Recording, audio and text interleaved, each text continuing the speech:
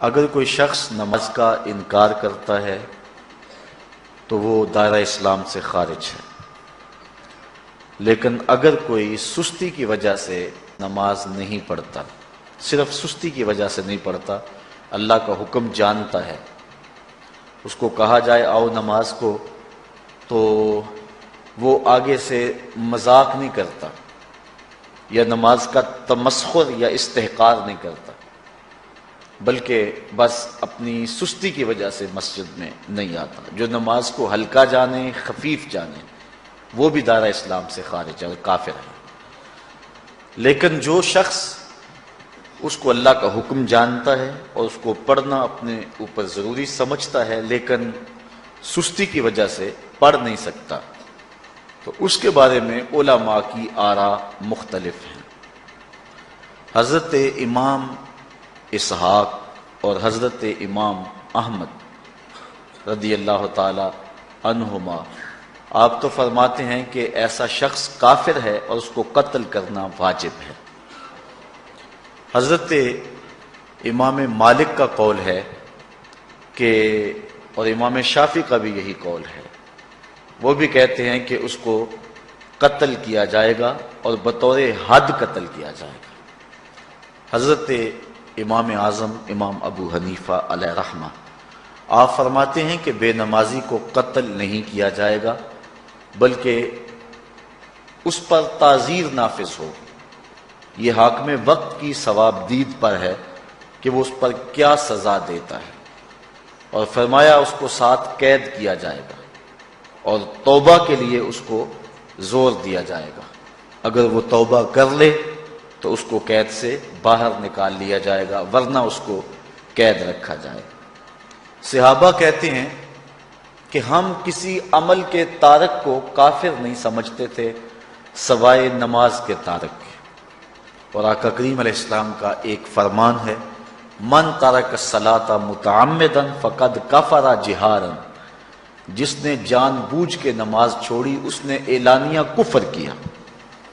امام اعظم امام ابو حنیفہ علیہ رحمہ وہ فرماتے ہیں کہ یہ حدیث محل ترہیب میں ہے، گویا اس نے کافروں والا کام کیا، اس لیے آپ یہ فتویٰ دیتے ہیں کہ اس کو قید کیا جائے گا اور نماز کی پابندی کا زور دیا جائے گا، اور وہ توبہ کرے تو اس کو چھوڑ دیا جائے گا۔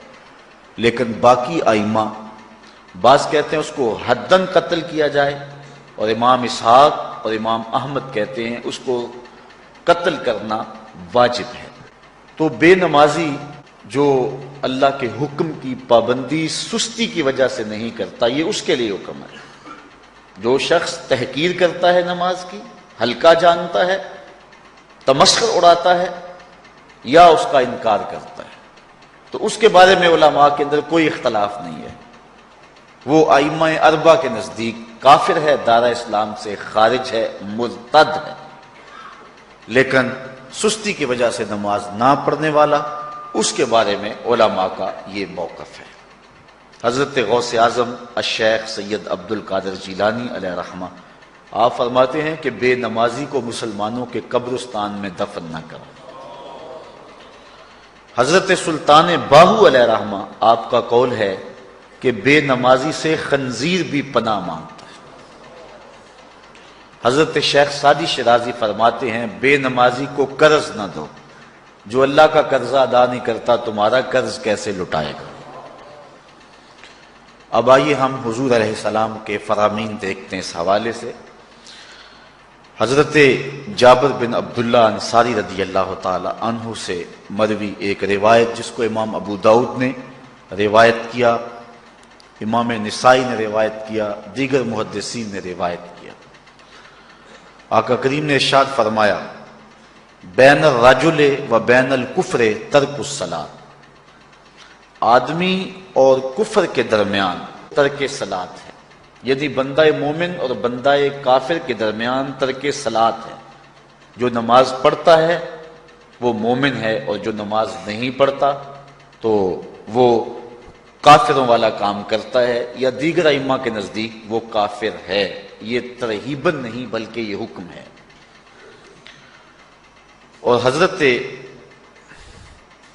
نبی رحمت صلی اللہ علیہ وسلم کا ایک دوسرا فرمان ان الفاظ کے ساتھ ہے، بین الرجل و بین الشرک والکفر ترک الصلاۃ، شرک و کفر اور بندہ مومن کے درمیان نماز ترک کرنا ہے۔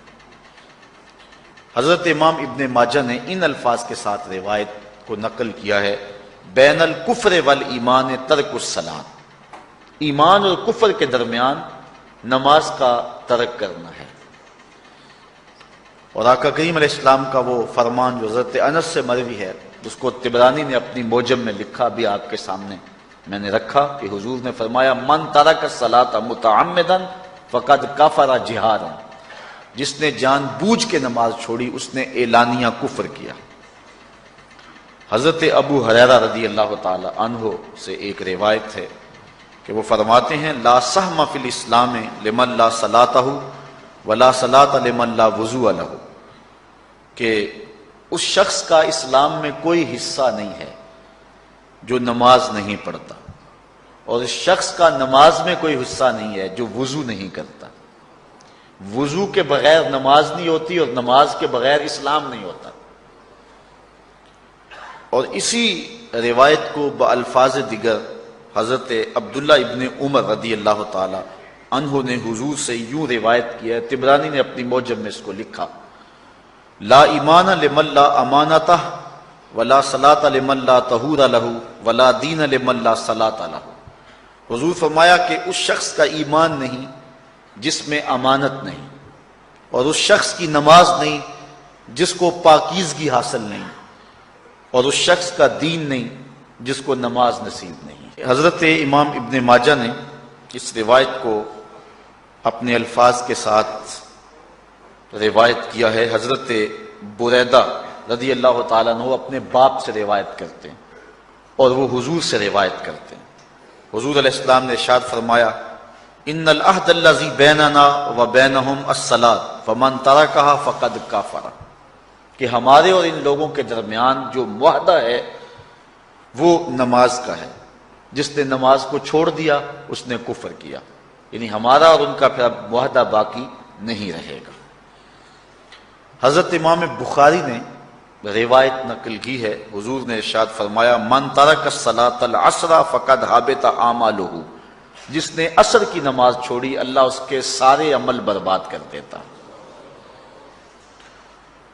حضرت ابو ہریرہ رضی اللہ تعالی عنہ سے روایت ہے جس کو امام ابن ماجہ نے اور امام نسائی نے روایت کیا ہے، وہ حضور سے روایت کرتے ہیں، بڑی مشہور روایت ہے۔ حضور نے ارشاد فرمایا، ان اول ما یحاسب بہ العبد بصلاتہ فان صلحت فقد افلح وانجح وان فسدت فقد خاب وخسر۔ فرمایا قیامت کے دن بندے سے سب سے پہلا حساب نماز کا لیا جائے گا، اگر اس کی نماز ٹھیک ہو گئی تو وہ فلاح پا گیا، اگر پہلا تول ٹھیک آ گیا تو وہ کامیاب ہے، وانجح اور نجات پا گیا، وان فسدت فقد خاب وخسر، اور اگر پہلا تول ہی ٹھیک نہ ہوا تو پھر وہ ذلیل و رسوا ہو گیا۔ حضرت عبادہ بن صامت رضی اللہ تعالیٰ عنہ سے ایک طویل روایت ہے، وہ کہتے ہیں کہ حضور علیہ السلام نے مجھے 7 چیزوں کا حکم دیا، مجھے وصیت کی کہ ان 7 کاموں کو کرنا ہے۔ ان کے اندر جو دوسری چیز تھی وہ حضور نے یہ ارشاد فرمائی، وَلَا تَتْرُكُوا الصَّلَاةَ مُتَعَمِّدِينَ فَمَن تَرَكَهَا مُتَعَمِّدًا فَقَدْ خَرَجَ مِنَ الْمِلَّةِ، کہ جان بوجھ کے کبھی نماز نہ چھوڑنا، جس نے نماز چھوڑی وہ ملت اسلامیہ سے نکل گیا۔ اور حضرت معاذ بن جبل رضی اللہ تعالی عنہ سے بھی ایک طویل روایت ہے کہ حضور نبی رحمت صلی اللہ علیہ وسلم نے ان کو 10 وصیتیں کی تھی حصول برکت کے لیے۔ یہ ساری حدیث میں آپ کے سامنے رکھ دیتا ہوں۔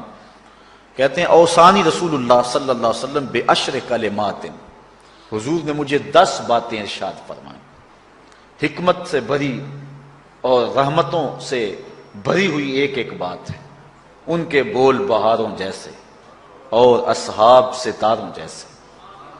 تو اتنا خوبصورت کلام، لہو خورشید کا ٹپکے اگر ذرے کا جگر چیر، حضور نے 10 باتیں حضرت معاذ بن جبل رضی اللہ تعالی عنہ کو بطور وصیت ارشاد کی. کہتے ہیں کالا، حضور نے مجھے کہا، ارشاد کیا، لا تشرک باللہ شیئا وان قتلت وحرقت، اللہ کے ساتھ کسی کو شریک نہ ٹھہرانا، اگرچہ تجھے قتل بھی کیا جائے اور تجھے آگ میں جلا بھی دیا جائے، کبھی بھی اللہ کے ساتھ شریک نہ ٹھہرانا. دوسری بات حضور نے مجھے یہ ارشاد فرمائی، وَلَا تَعْصِ وَالِدَيْكَ وَإِنْ أَمَرَاكَ أَن تَخْرُجَ مِنْ أَهْلِكَ وَمَالِكَ، کہ اپنے والدین کی کبھی نافرمانی نہ کرنا، اگرچہ تجھے حکم دیں کہ اپنے مال کو اور اپنے بچوں کو لے کے گھر سے نکل جا، تو کہا یہ کر لینا، نکل جانا، لیکن والدین کی نافرمانی نہ کرنا. تیسری بات حضور نے ارشاد فرمائی، وَلَا تَتْرُكَنَّ صَلَاةً مَكْتُوبًا مُتَعَمِّدًا فَإِنَّ مَنْ تَرَكَ صَلَاةً مَكْتُوبَةً مُتَعَمِّدًا فَقَدْ بَرِئَتْ مِنْهُ ذِمَّةُ اللَّهِ. فرمایا اے معاذ بن جبل، فرض نماز جان بوجھ کر کبھی بھی نہ چھوڑنا، زندگی میں کبھی نہ ہو کہ تجھ سے فرض نماز چھوٹے، اس لیے کہ جس نے فرض نماز جان بوجھ کے چھوڑ دی، اللہ اور اس کے رسول نے اس سے اپنا ذمہ اٹھا لیا. اب وہ جدھر مرضی جائے، اللہ نے جو ذمہ لیا ہوا ہے مومن کا، اللہ اٹھا لیتا ہے.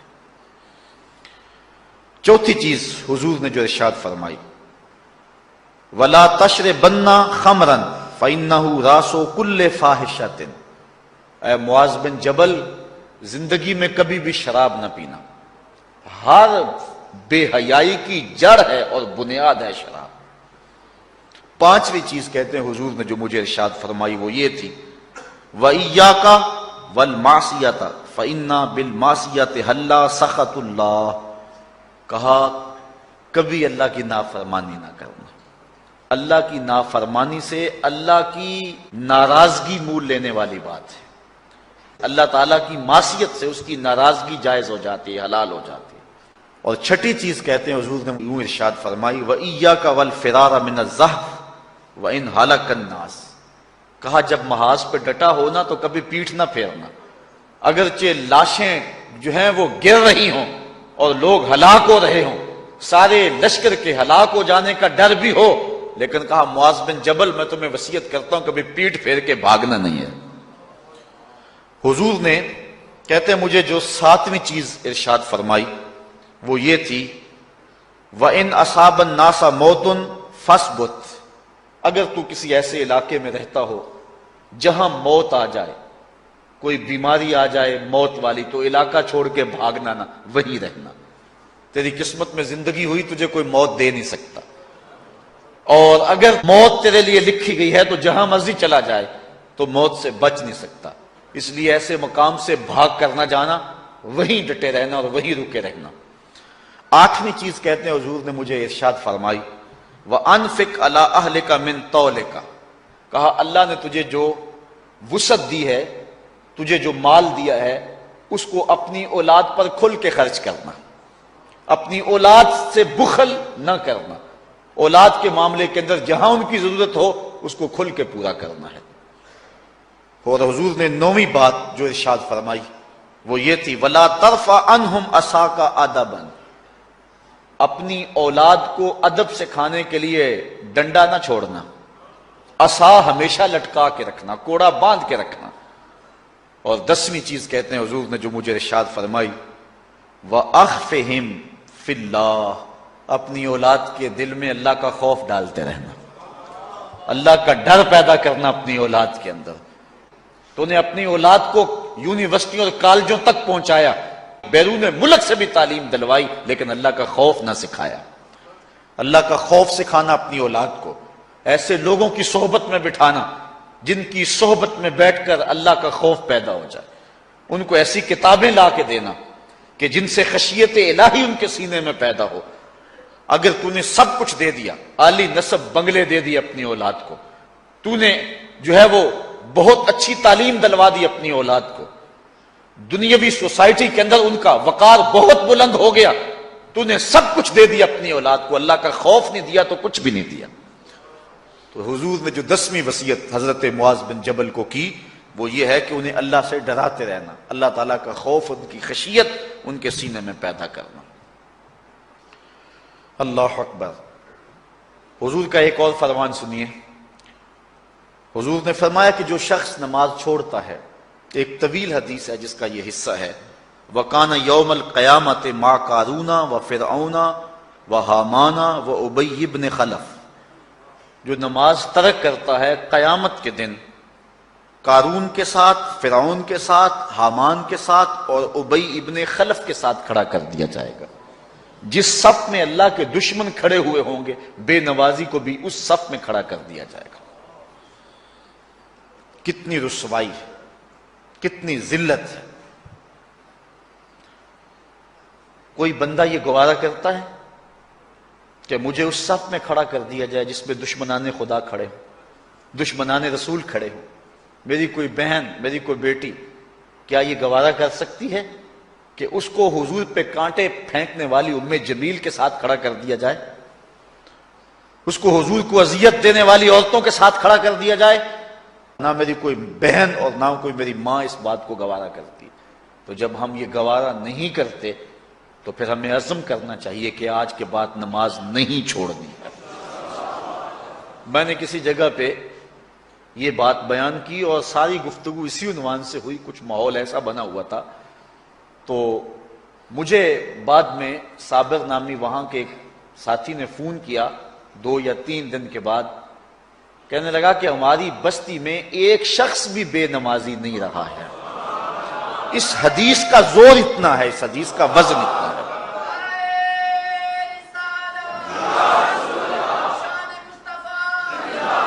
تو کوئی شخص یہ گوارا کرتا ہے کہ مجھے دشمنان خدا کی صف میں کھڑا کر دیا جائے، جن دشمنوں کے چہروں پہ تارکول ملی ہوئی ہوگی اور ان پر لعنتیں برس رہی ہوں گی، اور دنیا کے اوپر سب سے رسوائی زیادہ ان لوگوں کو ہوگی، تو کوئی شخص بھی یہ گوارا نہیں کرتا۔ ہم تو ان کے سائے سے بھی بچنا چاہتے ہیں۔ میرے مالک، ہمارا حشر ان کے ساتھ نہ کرنا، ہمارا حشر تو ابو بکر و عمر کے ساتھ کرنا، ہمارا حشر تو عثمان غنی کے ساتھ کر دینا، ہمارا حشر تو مولا کائنات کے ساتھ کر دینا۔ مالک، ہمارا حشر بریلی کے امام احمد رضا کے ساتھ کر دینا، ہمارا حشر امام غزالی کے ساتھ کر دینا، بلال حبشی کے ساتھ کر دینا۔ ہماری آرزویں تو یہ ہیں، ہماری تمنائیں تو یہ ہیں۔ ہم تو کہتے ہیں مولا کل قیامت کے دن اٹھیں تو داتا کے قدموں میں اٹھیں، خواجہ اجمیری کی چوکھٹ سے اٹھیں، ہم اٹھے تو شاہ نقشبند بخاری کا جلوس آگے ہو، ہم اس جلوس کے ساتھ شامل ہوں، خواجہ معین الدین چشتی کی غلامی میں اٹھے، ہم حضرت غوث اعظم کی نوکری میں اٹھیں، حضرت شیخ شہاب الدین کی نوکری میں اٹھیں۔ تو ہماری آرزویں تو یہ ہیں، ہماری تمنائیں تو یہ ہیں، لیکن اگر ہم یہ چاہتے ہیں کہ ہم ان لوگوں کے ساتھ اٹھیں تو پھر ایک نماز بھی ترک نہیں کرنا ہوگا، اور اگر نماز ترک ہو گئی تو کتنی بڑی سزا ہے، کتنی بڑی رسوائی ہے، کتنی بڑی ذلت ہے، اور یہ آپ کے رسول کا فرمان ہے۔ اللہ اکبر، کہ قیامت کے دن وہ شخص جو نماز نہیں پڑھتا، قیامت کے دن اس کو دشمنان خدا کی صف میں کھڑا کر دیا جائے گا۔ یہ ہو نہیں سکتا کہ ہم نے یہ حدیث سن لی اور اب نماز قصدن چھوڑیں۔ آج عزم کر کے اٹھیں، اور اولاد نہیں آئی، بیٹیاں نہیں آئیں، گھر والے نہیں آئے، لیکن جا کے اس بات کو گھر میں نافذ کرنا ہے، اس کو حکمن نافذ کرنا ہے گھر کے اندر۔ ہمارا گھر ہو رسول اللہ کی امتی کا اور گھر میں کوئی بے نماز ہو، یہ حکم دینا ہے، وَأْمُرْ أَهْلَكَ بِالصَّلَاةِ، فرمایا اپنے گھر والوں کو نماز کا حکم دو۔ اس گھر میں نحوست ہوتی ہے جس گھر میں بے نمازی ہوتے ہیں۔ اس لیے آج ہم یہاں سے عزم کر کے جانا ہے کہ آج کے بعد ہم نماز نہیں چھوڑیں گے انشاءاللہ۔ اتنے زور سے کہو کہ شیطان کا کلیجہ پھٹ جائے۔ اللہ ہماری اس انشاءاللہ کو قبول کرے، قبول کرے۔ اللہ ہم کو پنجگانہ سجدے کی توفیق دے۔ کتنا بد نصیب ہے شخص کہ جس کی پیشانی اس کی حضور جھکتی نہیں، سارا دن کبھی کسی کو سیلوٹ کرتا ہے، کبھی کسی کو سیلوٹ کرتا ہے، کہتا میرے اس سے بھی تعلق ہونے چاہیے، اس سے بھی واسطہ ہونا چاہیے، اس سے بھی رابطہ ہونا چاہیے، کبھی دنیا میں کام پڑ جاتا ہے، اس سے بھی تعلق رہنا چاہیے میرا۔ کہاں کہاں صبح سے لے کر شام تک سلوٹ مارتا ہے، ایک اللہ کے حضور نہیں جھکا جاتا۔ اقبال علیہ رحمہ کہتے ہیں ایک سجدہ جسے تو گراں سمجھتا ہے، 1000 سجدے سے آدمی کو دیتا ہے نجات۔ آؤ اللہ کے حضور بندگی کا سر جھکائیں. تو یہ کتنی عبرتناک جو ہے اور کس قدر جو ہے وہ فکر انگیز حدیث ہے. وَقَانَ يَوْمَ الْقِيَامَةِ مَعَ قَارُونَ وَفِرْعَوْنَ وَحَامَانَ وَأُبَيِّ بْنِ أَبِي خَلْف. وہ شخص ان بد نصیب لوگوں کے ساتھ کھڑا ہوگا جس کو نماز کی توفیق نہیں ہے. آپ نے حدیث علماء سے بارہا سنی، حدیث طویل ہے. آقا کریم معراج کی رات گئے تو وہاں مختلف لوگوں کو مختلف عذابوں میں مبتلا دیکھا. کسی کی انتڑیاں کٹ کٹ کے گر رہی تھی، کسی کا منہ چیرا جا رہا تھا، کسی کی زبان لوہے کی کینچیوں سے کاٹی جا رہی تھی، کسی پر کھولتا ہوا پانی ڈالا جا رہا تھا، کوئی جو ہے وہ سرانڈ والا گوشت کھا رہا تھا، کسی کے جسم میں لوہے کی میخیں ٹھونکی جا رہی تھی. لیکن ایک قوم کو حضور نے دیکھا، ایک بھاری پتھر سے ان کا سر کچلا جاتا ہے اور پتھر کے واپس آنے تک دوبارہ صحیح ہو جاتا ہے، پھر کچلا جاتا ہے. حضرت جبریل امین سے حضور نے فرمایا کہ یہ کون لوگ ہیں؟ یا جبریلو من ہاؤلائے، یہ لوگ کون ہیں کہ ان کے سر پتھروں سے کچلے جا رہے ہیں؟ قال ہاؤلائے الذین تثاقلت رؤوسہم عن الصلاۃ المکتوبہ. کہا یہ وہ بد نصیب لوگ ہیں کہ فرض نمازوں سے جن کے سر بوجھل رہتے تھے، نماز پنجگانہ فرض بھی نہیں پڑھا کرتے تھے، یہ وہ بد نصیب ہیں. آج ان کے سر کوٹے جا رہے ہیں. یہ تھوڑی سی زندگی ہے، تھوڑی سی زندگی ہے. 60-70 سال بڑی زندگی ہو وہ مگر نصیب ہو جائے تو پتہ نہیں ہے کہ کل ہمارا آنے والا کہاں ہے. کتنا غافل اور بد نصیب ہے وہ شخص کہ جس کو سجدہ نصیب نہیں ہے. سجدہ تو بندگی کا نام ہے. زندگی آمد برائے بندگی، زندگی بے بندگی شرمندگی. بندہ تو ہے ہی بندگی میں. کسی شخص نے راستے میں جاتے جاتے چائے کی پیالی پلا دی ہو نا بازار میں، تو ہم جب بھی اس گلی سے گزرتے ہیں اس کو سلوٹ کر کے جاتے ہیں، السلام علیکم. یار اس سے بڑے سلام لیتے ہو، یہ بڑا محبت والا، بڑے اخلاق والا ہے. یار جس نے چائے کی پیالی پلا دی ایک مرتبہ، اس کو تو جاتے آتے سلام کر کے جاتے ہو. جس رب نے زندگی بخشی ہے، جس رب نے جو ہے وہ ساری بہاریں عطا کی ہیں، اس کے حضور میں جھکا جاتا ہے. کتنا متکبر شخص ہے جو اللہ کے حضور نہیں جھکتا. اللہ اکبر. کہا یہ وہ بد نصیب لوگ ہیں فرض نمازوں سے جن کے سر بوجھل رہا کرتے تھے. اللہ اکبر. حضور نبی رحمت صلی اللہ علیہ وآلہ وسلم نے ارشاد فرمایا، نماز چھوڑنا تو خیر بہت بری بات ہے. جو شخص نماز پڑھتے ہیں لیکن جماعت سے نہیں پڑھتے، فرمایا میرا جی چاہتا ہے کہ اپنی جگہ کسی اور کو کھڑا کروں اور جوانوں کا ایک گروہ ساتھ لوں، اور جو لوگ مسجد میں نماز پڑھنے نہیں آتے ان کے گھروں کو آگ لگا دوں. رحمت للعالمین آقا فرما رہے ہیں کہ ان کے گھروں کو آگ لگا دوں. کتنا غصہ ہے ان لوگوں پر کہ جو مسجد میں آ کر نماز نہیں پڑھتے، اور جو پڑھتے ہی نہیں. اس دور میں تو کوئی تھا ہی نہیں کہ مومن ہو نماز نہ پڑھتا ہو. اللہ اکبر. تو مومن نماز ہی پڑھتے تھے. تو اگر کسی سے گھر میں نماز پڑھی گئی تو فرمایا میرا جی چاہتا ہے. آج نماز تو نماز رہی، ہم کو تو جمعہ بھی نصیب نہیں ہے. کتنے لوگ ہیں کہ جو پابندی کے ساتھ نماز جمعہ بھی نہیں پڑھتے ہیں. حضور کا ایک فرمان سنیے. آقا کریم نے ارشاد فرمایا، من ترک الجمعۃ ثلاث جمع متوالیات فقد نبذ الاسلام وراء ظہرہ. جس نے بغیر کسی عذر کے 3 جمعے چھوڑ دیے، اس نے اسلام کو اپنی پشت کے پیچھے ڈال دیا. اس نے پرواہ ہی نہیں کیا اسلام کی.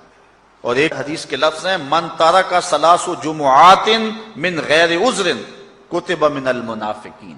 جس نے بغیر کسی عذر کے 3 جمعے چھوڑ دیے، اس کا نام منافقوں کی فہرست میں لکھ دیا جاتا. اور ایک حدیث کے لفظ اس حوالے سے ہیں، من ترک ثلاث جمع تہاونا بہا طبع اللہ علی قلبہ. جس نے سستی کی وجہ سے 3 جمعے چھوڑ دیے تو اس کے دل پر اللہ غفلت کی مہر لگا دیتا ہے. یہ وہ بد نصیب شخص ہے کہ جو نماز جمعہ چھوڑتا ہے. حضرت ابن حجر نے الزواجر کے اندر ایک روایت لکھی ہے. وہ فرماتے ہیں جو شخص نماز ترک کرتا ہے اس کو بہت ساری رسوائیاں ہیں. وقت اتنا طویل نہیں ہے کہ ایک ایک چیز کو تفصیل سے بیان کروں. وہ کہتے ہیں پہلی بات تو یہ ہے کہ اس کی عمر میں برکت اٹھا لی جاتی. دوسری بات اس کے چہرے سے صالحین کا نور اتار لیا جاتا. تیسری بات، وہ کوئی بھی عمل کرے اس کا ثواب نہیں ملتا اس کو، یہ دنیا پر اس کو سزائیں ہیں. چوتھی سزا دنیا پر اس کو یہ ملتی ہے، اس کی دعائیں قبول نہیں ہوتی.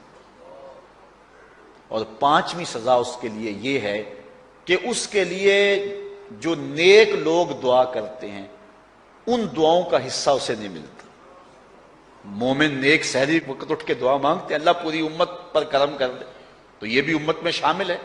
دعا اللہ والے کی تو قبول ہوئی، لیکن اس کا حصہ نکال دیا گیا، اس کا حصہ نیک لوگوں کی دعاؤں سے نکال دیا گیا. اور جب وہ مرنے لگتا ہے نزا کے وقت تین اس کو سزائیں ملتی ہیں. ایک تو بھوکا مرتا ہے، دوسرا پیاسا مرتا ہے، تیسرا ذلیل ہو کے مرتا ہے. اور قبر کے اندر اس کو تین سزائیں ہیں. حضرت امام ابن حجر کہتے ہیں ایک تو اس کی قبر تنگ کر دی جائے گی، حتیٰ کہ ادھر والی پسلیاں ادھر اور ادھر والی پسلیاں ادھر. دوسرا اس کی قبر میں آگ ڈالی جائے گی، جو اللہ کی حضور نہیں جھکتا اس کی قبر اس لائق ہے کہ اس میں آگ ڈالی جائے. اور تیسری اس کے اوپر ایک اژدہا مسلط کر دیا جائے گا جس کا نام ہے شجاع الاقرع. اور جب وہ ڈنگ مارے گا تو 70 گز تک وہ شخص زمین میں دنس جائے گا اور وہ مسلسل یہ ڈنگ مارتا رہے گا. اور کہا کہ تین سزائیں اس کو حشر میں پہنچیں گی. ایک تو اس کا حساب سختی سے لیا جائے گا، اور جس کا حساب سختی سے لیا گیا وہ بچ پائے گا.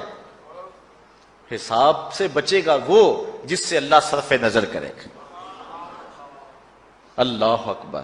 ایک تو اس کا حساب سختی سے لیا جائے گا، دوسرا اللہ تعالیٰ جل شانہ اپنے قہر و غضب کا اس پہ اظہار کرے گا، اور تیسری اس کو سزا یہ دی جائے گی کہ اس کو جہنم میں ڈال دیا جائے گا. ساتھیاؤ، میں اور آپ آج کی اس بزم میں یہ پختہ عزم کر کے اٹھیں کہ آج ہم خود بھی اور اپنی اولاد کو بھی، اپنے دوستوں کو بھی. میرے والد گرامی فرمایا کرتے تھے جس سے دوستی ہونا اس کی انگلی پکڑ کے دین کی راہ پہ لے آؤ، یہ دوستی کا حق ہے. اس کے لیے آپ بہت کچھ کرتے ہیں، لیکن اگر اس کو دین نہیں دیا تو کچھ بھی نہیں دیا. کوشش کرو میرا دوست ہو اور جہنم میں جائے. والدین بچے کے مستقبل کے لیے کتنی کوشش کرتے ہیں، لاکھوں روپیہ لگاتے ہیں مستقبل ٹھیک ہو جائے. کرتے ہیں کہ نہیں کرتے؟ یونیورسٹیوں کے اندر، کالجوں کے اندر کتنی بھاری فیسیں بھرتے ہیں. کیوں اتنا کچھ کیوں کر رہے ہو؟ میں نے دیکھا بوڑھا باپ اپنی کمر پہ بوریاں لاد کے مزدوری کرتا ہے، مائیں اپنا زیور بیچ رہی ہیں کہ اولاد پڑ جائے. میاں اتنا کچھ کیوں کر رہے ہو؟ جی مستقبل ٹھیک ہو جائے. یہ مستقبل کتنا ہے؟ 20-25 سال کا. اور جو اصل مستقبل ہے اس کی فکر ہی نہیں کسی کو. اصل مستقبل تو وہ ہے. اللہ اکبر. بیرون ملک جائے بیٹا تو ماں کہتی ہے بس دعا کرو کہ میرا بیٹا خیریت سے پہنچ جائے. بیٹی کی شادی کرتی ہے تو ماں کہتی ہے دعا کرو کہ اپنے گھر میں اس کو چین مل جائے. کسی کا انٹرویو ہوتا ہے، لوگ کہتے ہیں جناب دعا کرو کہ اس انٹرویو میں وہ کامیابی سے گزر جائے. میں کہتا ہوں جب قبر میں اترتا ہے پھر کسی نے آ کر کبھی نہیں کہا کہ دعا کرو مشکل گھڑی آ گئی ہے خیریت سے گزر جائے. اصل امتحان تو یہ ہے، اگر اس امتحان سے گزر گیا تو کامیابی اور بامرادی. یہ تھوڑا سا مستقبل دنیا کا، اس کے لیے ہم کتنے پیسے لگا دیتے ہیں. سب کچھ اولاد کو آتا ہے، ہر شے فر فر پڑھتے اور بولتے ہیں، دعائے قنوت بھی نہیں آتی ہوتی. تو ہم اپنی اولاد کے لیے دین کا تحفہ اس کو کبھی نہ چھوڑیں. اللہ اکبر. کوشش کریں، محنت کریں. حضور نبی رحمت صلی اللہ علیہ وآلہ وسلم نے ان بد عمل واعظین کی بات بھی کی ہے کہ جو لوگوں کو نیکی کا حکم دیتے ہیں اور خود اس پہ عمل نہیں کرتے. آج ہمارے کچھ واعظین لوگوں کو تو واعظ و تلقین اور نصیحت کرتے ہیں اور خود نماز میں سخت سستی کا ارتکاب کرتے ہیں، اور جس سے قوم کے اندر نماز میں سستی عملاً پیدا ہو جاتی ہے.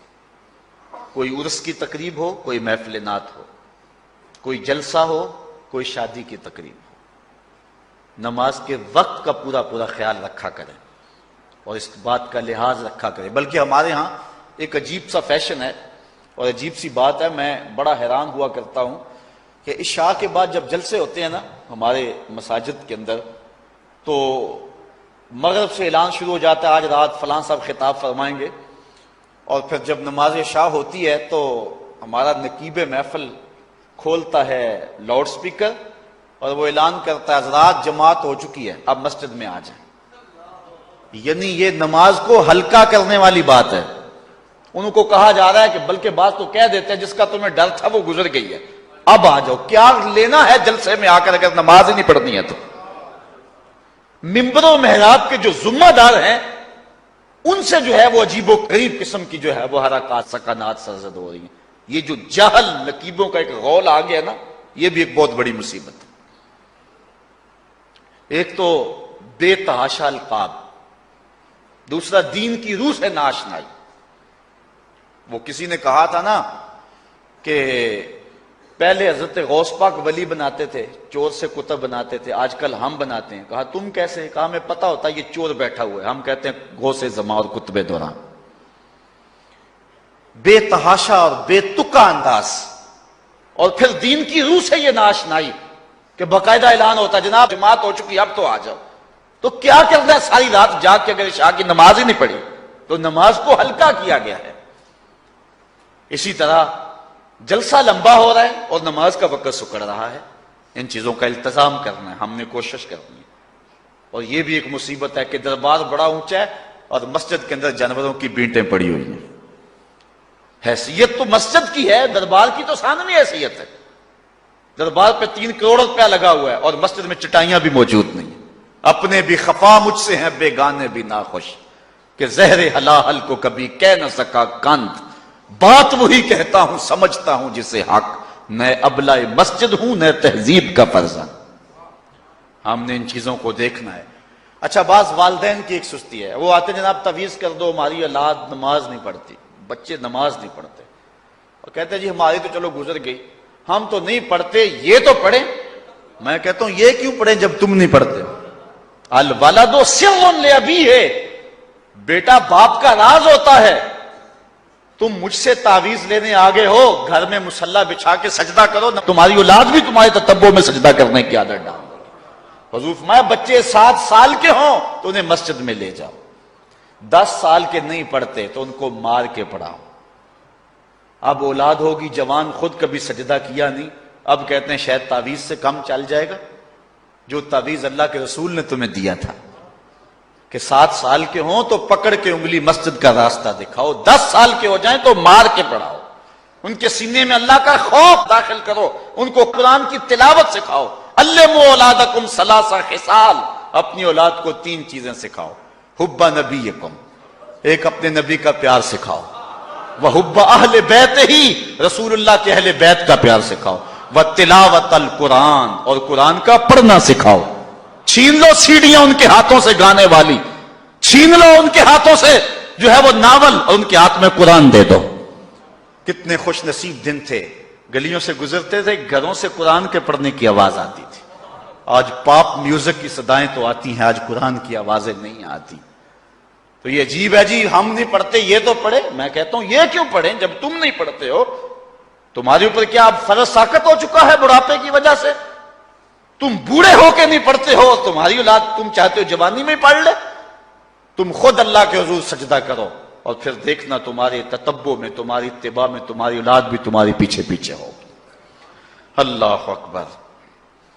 صاحب اس عنوان سے کہنے کے لیے بہت کچھ ہے۔ اللہ تعالیٰ جل شانہ اپنی رحمتیں عطا فرمائے۔ اعلی حضرت سے 2 لوگوں نے فتویٰ پوچھا۔ بریلی کا ایک محلہ ہے، محلہ ذخیرہ، اس میں ہادی حسن اور قرب محمد نامی لوگوں نے تنظیم بنائی نماز کی دعوت کے لیے۔ کچھ لوگ ان کی بات کو نہ سنتے، اعلی حضرت سے استفتاء کیا، فتاوی رضویہ کے اندر موجود ہے کہ ہم نماز کی دعوت دیتے ہیں، کچھ لوگ اس کے باوجود نہیں آتے، تو حکم شرعی کیا ہے؟ تو اعلی حضرت فرماتے ہیں کہ پہلے تو نرمی سے انہیں سمجھائیں، آؤ نماز کی طرف۔ نہیں مانتے، مؤثر لوگ ڈالیں جو ان کو کہیں۔ یہ تھے ہمارے کرنے والے کام، ہم کن جھگڑوں میں پڑے ہوئے۔ مؤثر معاشرے کے لوگ تلاش کریں اور ان کو سمجھائیں، جن کی وہ مانتے ہیں، ٹالتے نہیں۔ ان سے سمجھائیں ان کو. آپ فرماتے ہیں اگر ان کے سمجھانے سے بھی نہیں سمجھتے تو فرمایا فتویٰ پھر یہ ہے ان سے بائیکاٹ کر دیں، ان سے ترک کلام کر دیں، ان سے گفتگو چھوڑ دیں. ہم نے تو کبھی بیٹوں سے نہیں چھوڑی گفتگو. بیوی بے نماز ہو ہم ہر شے بیوی سے منوا لیتے ہیں. کبھی کہا تیرے ہاتھ کی پکی روٹی نہیں کھاؤں گا اگر تو نماز نہیں پڑھتی؟ کبھی بیٹا کہے امی تو نماز نہیں پڑھتی میں تیرے ہاتھ کی روٹی نہیں کھاؤں گا؟ جو ماں بیٹے کے لیے سب کچھ کرتی ہے، کتنے دکھ جھیلتی ہے، کسی کے گھر کے برتن مانجنے پڑے وہ بھی مانجتی ہے، کیا بیٹے کی خواہش پہ نماز نہیں شروع کر دے گی؟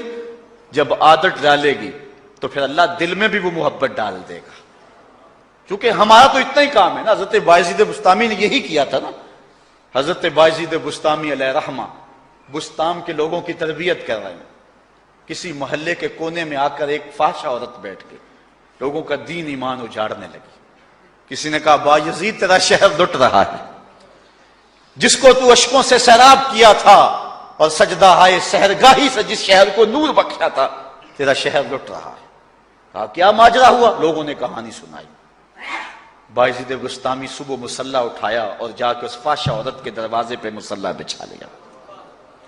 اب جو بھی گاہک آتا بایزید بسطامی کو بیٹھا ہوا دیکھ کے راستہ بدل لیتا.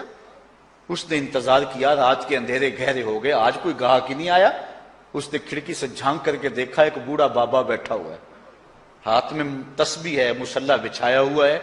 نیچے اتر کر کے کہا بابا اللہ کو یاد کرنے کے لیے اور تھوڑی جگہ ہیں، تجھے میرے گھر کی گلی ہی ملی، میرا راستہ روک لیا. بابا کہنے لگا کیا مسئلہ ہے تجھے؟ کہا میرے گاہک رکے ہوئے ہیں. کہا آج میں تیرا گاہک ہوں، بتا تیری رات کی قیمت کتنی ہے. اللہ اکبر. حضرت بایزید بسطامی نے قیمت طے کی. اس کے گھر کی جب چھت چڑھنے لگے نا سیڑھیاں، لوگ دیکھ رہے تھے. کہا مالک اگر بایزید بھی اجڑ گیا تو روشنی کہاں سے لیں گے؟ بایزید بھی ایک فاحشہ عورت کے کوٹھے پہ چڑھ رہا ہے، اگر یہ بھی چراغ بجھ گیا تو زمانے کو اجالا کہاں سے ملے گا؟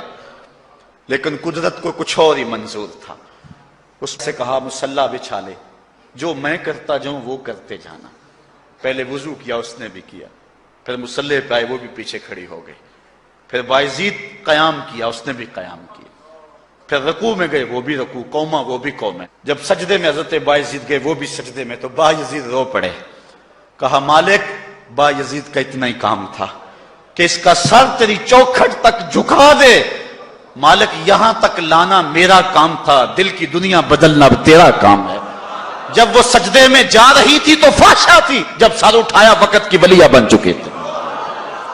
ایک بزرگ ہے کہتے ہیں میں بازار کے کنارے جا رہا تھا، ایک شرابی گرا ہوا تھا اور گندے پانی سے اس کا منہ گندا ہو رہا تھا. میرے دل میں رحم آیا، ایک انسان ہے اور یوں رسوا ہو رہا ہے.